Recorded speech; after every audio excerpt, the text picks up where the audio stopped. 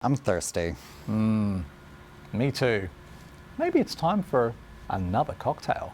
No, not maybe. Welcome back. Christmas. It's a time of giving, a time of joy, and a time of love. I reckon you're gonna love this drink. It's a twist of a kiss. The Mistletoe Margarita.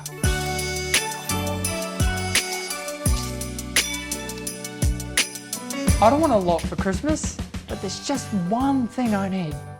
But first, grab yourself a glass, a lime wedge, and use it to wet your rim. Dip your glass into a sugar and salt mixture. Once your glass is ready, grab yourself a large blender. It's margarita time. First, you'll want to add 60 ml of cranberry juice. So sweet, sweet like a gesture of love, Christmas Day. Add 40 ml of tequila, something that is sure to knock the stockings right off your fireplace. Next, add in 30 ml of triple sec. And to top it off, a squeeze of lime juice. Marry all these ingredients with ice and blend it together until smooth.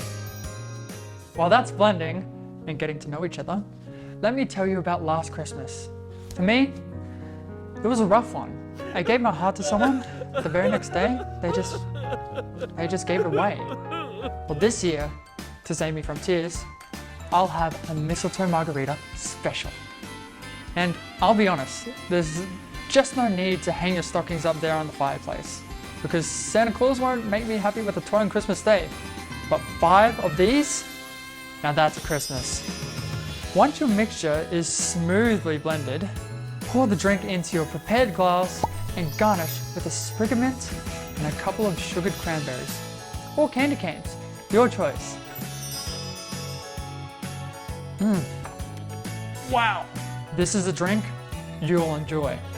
And if something happens, just remember, blame it on the mistletoe. Merry Christmas!